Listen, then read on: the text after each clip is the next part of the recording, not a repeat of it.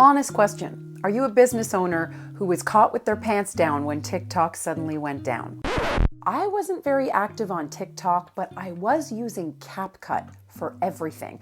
And I had no idea that that would go down too. If this TikTok crash taught us anything, it's that we have to diversify our visibility strategy in 2025. This is like a do or die thing. So in this video, I'm breaking down the 7 biggest personal branding shifts that you need to make in 2025 to safeguard your channel, your business, whatever it is that you're creating videos for. Welcome to Camera Confident.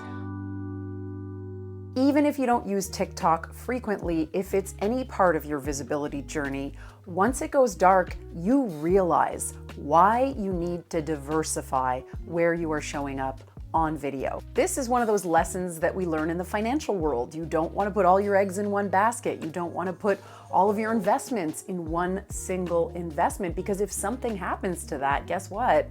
You lose it all and the kitchen sink. Well, your visibility and video strategy is no different. So if you are all TikTok all the time, this was a sobering lesson that maybe that's not the best idea in 2025.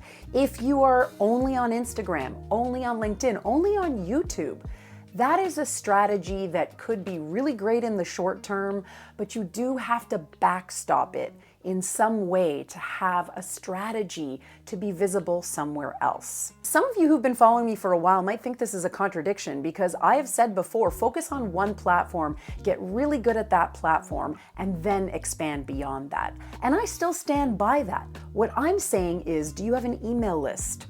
Are you doing appearances on podcasts and stages and media? These are outlets that will put you out there, and then if something goes down, that episode will still be available here. Or if that, for whatever reason, goes down, then the video that you have from that stage appearance can still be used. Or if for whatever reason you lose that, then that time you were on that media outlet and you saved the video, right? You can use that. And when all else fails, you have an email list that you own, so you can continue to be visible for your potential clients in that email list and via email. I'm not really on TikTok all that much, but the TikTok ban hit me hard because I use CapCut to edit my videos. And even though I knew that those two things were connected, it didn't occur to me, okay, maybe call me dumb, but it didn't occur to me that I would lose access to CapCut, which has all the videos I've ever edited, the drafts that I was working on, and it really hurt when that went down. So that was a really hard lesson for me to learn, that, I was exposed even if I wasn't on TikTok all that often. The rules are changing, and we need to stay on top of the game, especially if you're a business owner or someone who relies on content creation for income generation. A side hustle, your main hustle, whatever you're hustling for doing these videos, because let's face it, we're not doing them for fun. This is hard work. You want to safeguard that. So let's dive right in and talk about these shifts you have to make if you want to stay visible, if you want to stay relevant, and if you want to safeguard yourself against any future hiccups that could happen in this crazy digital world. Rule number 1, diversify your digital presence. This doesn't mean you have to suddenly become a full-time creator on YouTube, Instagram, LinkedIn, all the things at the same time. The beauty is there's lots of great AI tools these days that can help you very quickly take a piece of content like the one I'm shooting right now and chop it up to be repurposed on other platforms. There's a caveat though. Don't be one of those people that just presses a button, sprays and prays and forgets. That doesn't work. How many times have you seen podcast clips that are just chopped up for social and they don't really get that many views? It's because the viewer comes to that piece of content and they have no context. They don't know what was being spoken about before, and it's almost like an inside joke that you weren't really in on, and you're like, well, I guess I'm gonna walk away from this. So you do have to do a little bit more than just let AI chop it up and then put it somewhere else. I always say put a bit more effort into it, put a fresh hook on it, do something, build this into your content creation strategy so you're not just putting the same piece of content everywhere. The jury's in on this one. The best and most successful personal brands, entrepreneurs, course creators, consultants, the people who want to be seen online are going to be in more than one place in 2025. A rule of thumb is, where does your audience hang out? Chances are it's in different places, and go meet them there. And also recognize that you have to go a step further, because if I'm on LinkedIn, I'm in a different mindset than if I'm on Instagram. So you might package that content a little differently. Maybe on LinkedIn, it's got a bit more of a business slant to it. You're a little more serious, a little more professional, maybe not, but a lot of people tend to put their best foot forward on LinkedIn. But maybe you mix it up and do something a little bit irreverent or a little bit funny or tongue-in-cheek for Instagram, something that's a bit more entertaining, because the same person could be on LinkedIn consuming it one way, but then when they go over to Instagram, they're in a different mindset. They're in their PJs, they're kicking up with a glass of wine, or maybe they're watching it with their kids or something. And so you do have to take a different approach. If you think about someone on stage in a show, if you're in like a casual bar where it's like open mic night, you might sit up on a stool, put the guitar on your leg, and just kind of casually strum the guitar and be a little more casual. But if you're on the stage in a stadium, you might be a lot bigger, larger than life. You might dress a bit differently. Same person, same performer, but there's the unplugged version versus the one that goes out on stage. So approach your content in a similar way. Be in more than one place. Absolutely repurpose content, but just keep in mind you want to repurpose it in an appropriate way for the platforms. And of course, an email list is something that you own, so changing something from video to video and text, or presenting the information in a slightly different way. You don't have to write twice as much content, you just have to sharpen the content you are producing and make sure that you take that extra few minutes to have multiple versions of the same message. Shift number 2, if you're not already using storytelling in your content, that is absolutely non-negotiable. That's going to help you stand out. And if you want to be a successful personal brand in 2025, you are going to tell stories.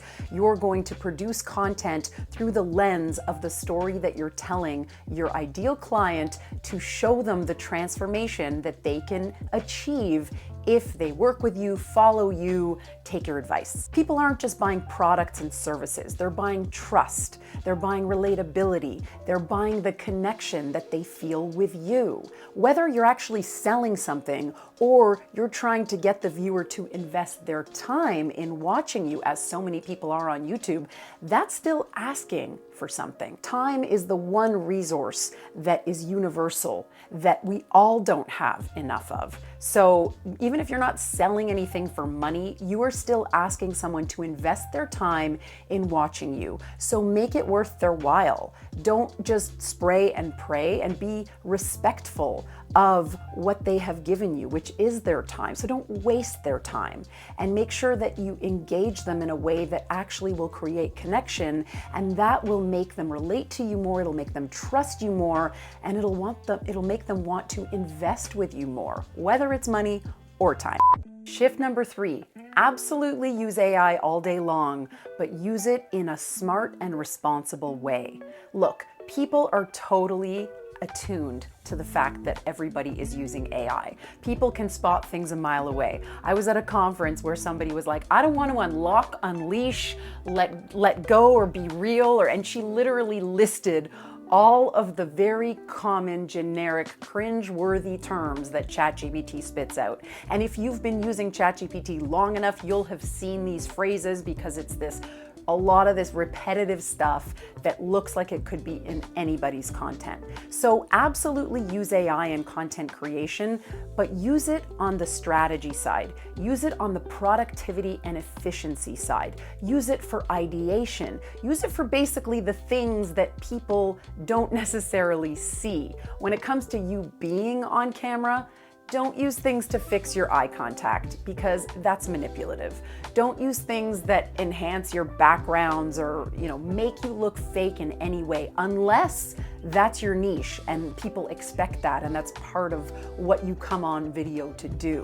But if you're someone who's a talking head, who's offering value, who's trying to connect with people, how are you going to do that if you're using artificial means to do that? All these like filters on your face and, removing things and touching things up. First of all, it's a lot more work. So who wants that? And second of all, it makes you less real. And in 2025, people are going to spot that from a mile away.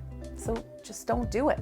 Shift number 4, how-to content is not as valuable as it used to be because you can plug anything you want into the search bar in YouTube, in the search bar in ChatGPT, Claude, Perplexity, whatever you're using.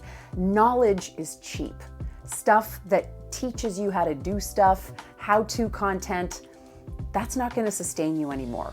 What's going to sustain you is how you did it, how you do it, how you experience it, because nobody can repeat your experiences, your expertise, the way that you have employed these techniques in your life. So instead of focusing on giving people the what and the how to and all of that kind of stuff, give people the how I did it.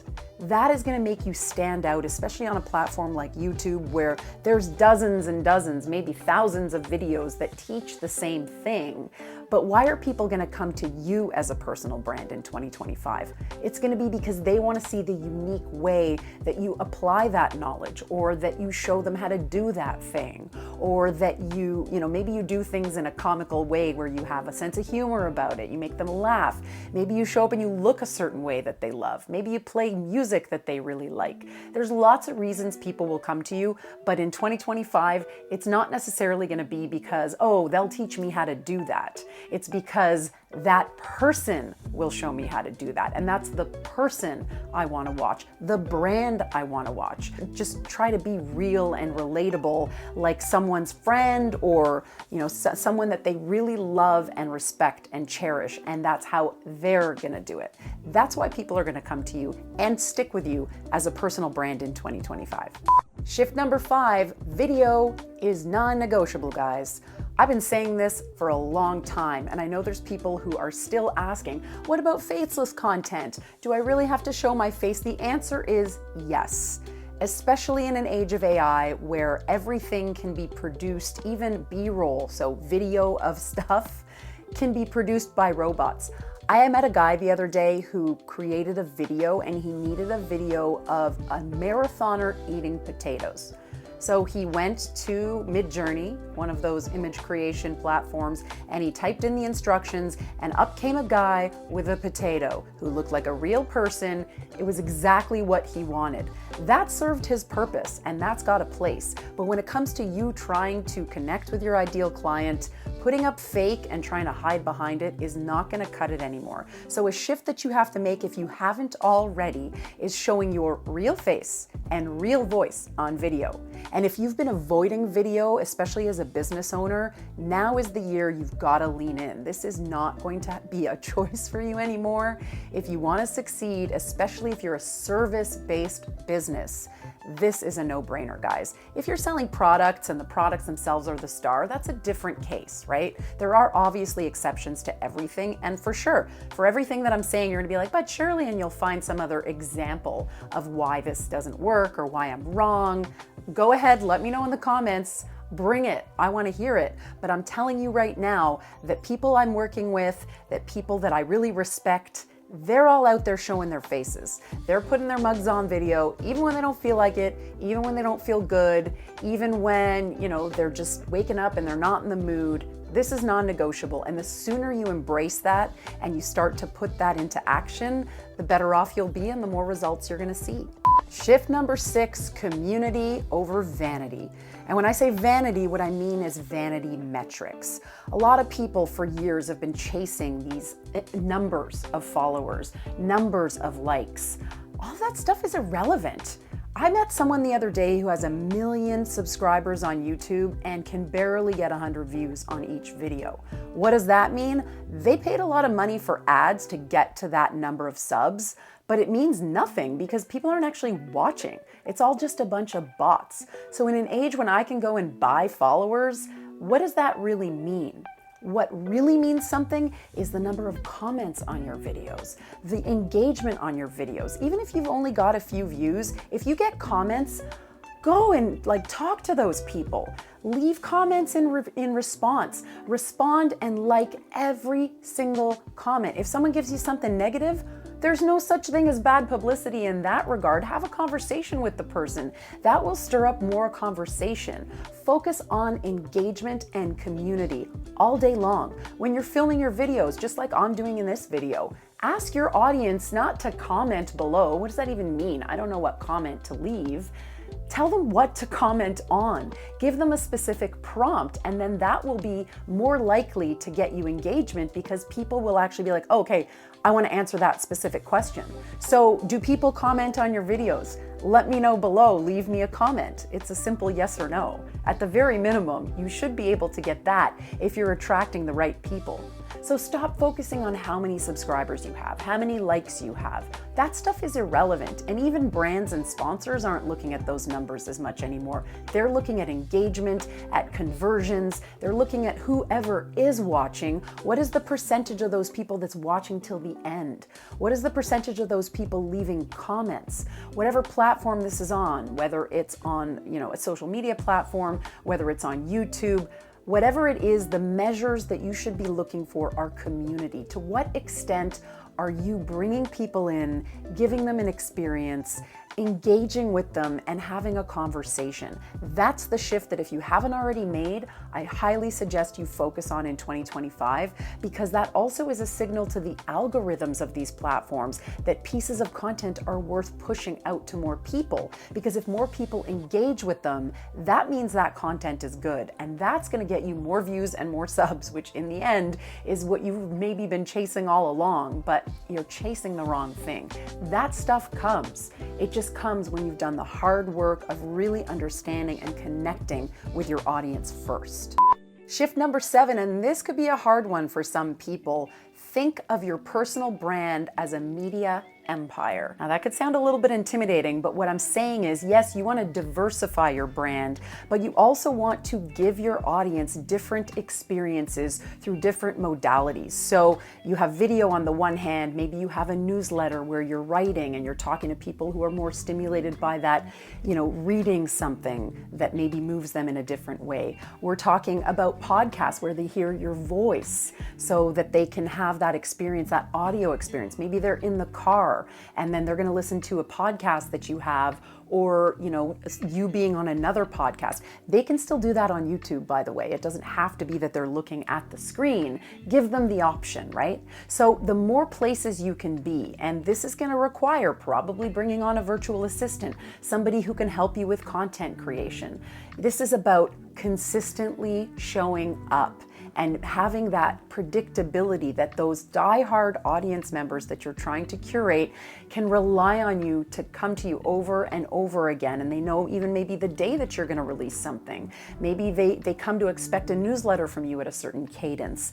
That is what you want to create. You want to become like a media company, a hub for people to go to consume content in whatever way they choose to do that. And they'll experience your content in different ways, and it will magnetize them to you even more, which means less time actually consciously selling to people and more time attracting, magnetizing people to you, whether you're selling services and products or you're selling people on investing their time in spending time with you. Your content is your currency. And the more that you can offer people like a buffet of options to experience what you have to offer, the better off you're going to be as a content creator and ultimately as a business owner. So yes, this is going to require some work. It's going to require being more deliberate, more organized, having an engine, a content production engine that can help you churn out this kind of content. So you're not going to be just producing something that you're going to release that day. You're going to try and get ahead of it. And maybe that means you take a little bit of time off to accumulate enough content that you can then start with a little bit of stuff in the bank so that you can have that consistency. But that's going to make or break things in 2025 for you, especially if you're someone who's looking for consistent growth and higher revenues. If this is helping you, don't forget to like this video, share it with someone else, and comment and let me know which shift specifically are you going to be making, or have you already made? How are you doing on this scale of 1 to 7, all of these different shifts? Do you feel that this is going to move the needle for you? Are there any that you're kind of worried about doing or don't know how to do? Let's talk about it in the comments. Let's create that community, because this is something that we're all going to really have to get better at, myself included. Now, I've been seeing all these videos on YouTube with the so-called easy button. YouTube is in easy mode. If you want to know more about why YouTube is not in easy mode and what to do instead, I suggest you click on this video, because I'll walk you through exactly how I'm approaching things going forward.